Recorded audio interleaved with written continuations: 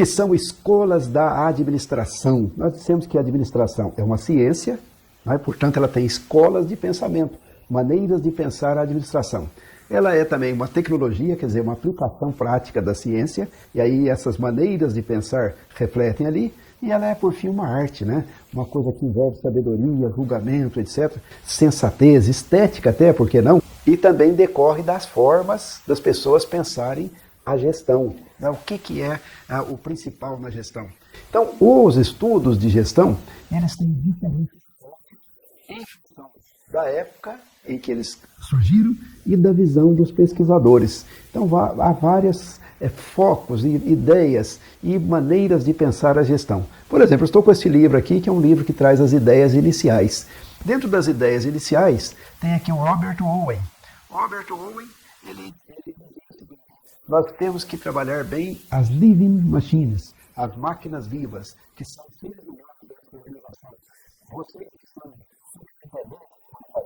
vocês se preocupam muito com as máquinas, fazem uma excelente manutenção das máquinas, mas se esquecem do ser humano. O ser humano é o melhor tipo de máquina que existe, é ele que vai resolver. Então, é uma maneira de ver a gestão, não é? E é uma maneira de privilegiar um dos fatores fundamentais da gestão.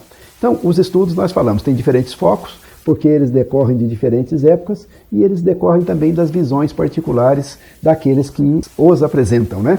Então, nós vamos ver a administração. Quando entrarmos um pouco mais nessas teorias, nós vamos ver o prisma daqueles que, em olhando para a administração, pensam na dimensão das tarefas, as tarefas a serem feitas. Isto foi objeto mais de atenção da administração científica, né? Controlar os tempos de trabalho do trabalhador, definir a carga de trabalho certa para ele, estabelecer os movimentos que ele deveria fazer, tá certo? Então, isto, foco na tarefa, e típico da administração científica, ou chamado Taylorismo. Falaremos do Taylor mais adiante. Existe aquele enfoque que é baseado no processo de gestão, né? Como nós falamos do Fayol, tá certo? Planejamento, organização, direção, controle são as grandes atividades da administração, e aí procura aprimorar este processo, né?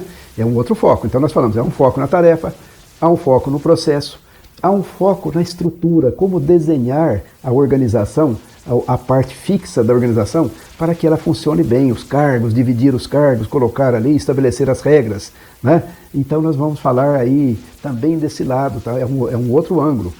E há o ângulo das pessoas, que nós falamos do Owen aqui, né, do Robert Owen, o ângulo das pessoas, como fazer as pessoas se tornarem mais produtivas, mais felizes no trabalho, enfim, como ajudar as pessoas para que elas resolvam os problemas das suas funções e tenham um desempenho satisfatório, levando a empresa para frente.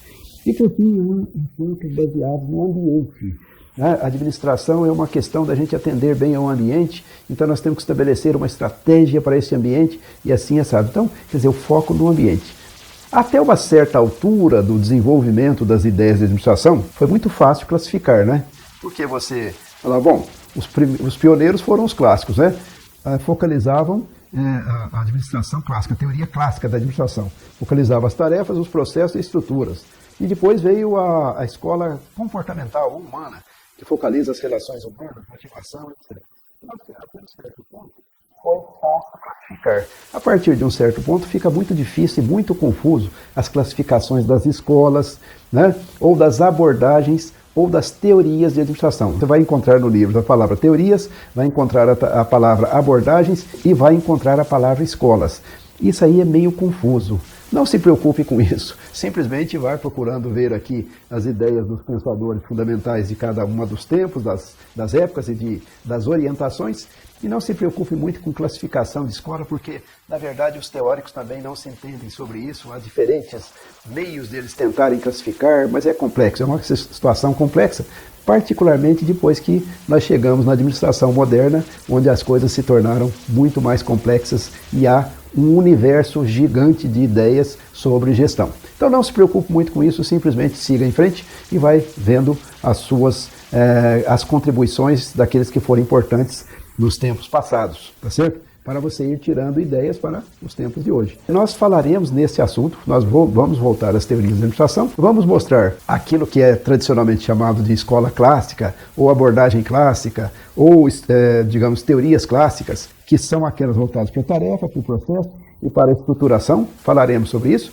Depois falaremos sobre as escolas comportamentais, aquelas que focalizam o ser humano, e por fim falaremos da visão moderna da coisa, onde a complexidade é grande e muitas ideias competem para dizer o que é relevante na gestão, o que é relevante na administração. Mas não se preocupe muito com isso, como nós já dissemos, porque isso aí você vai assimilando com o passar do tempo. Vamos em frente então.